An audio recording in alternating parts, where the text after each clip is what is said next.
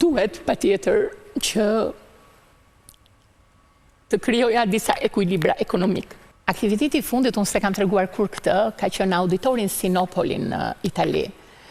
Dhe ka qenë ajo sallë e mbushur me 2800 spektatorë.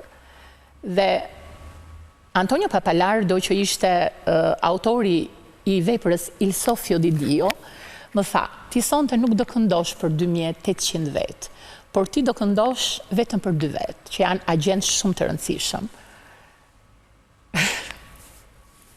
Mbaroj koncerti dhe s'munda t'i takoj. Profesori më kërkoi dhe njëherë tjetër për bashkëpunim. Dhe pastaj nuk isha më gati. Pse nuk isha më gati? Sepse duhet patjetër që të krijoja disa ekuilibra ekonomik në familjen time. Më kupton dhe zgjodha këtë rrugë.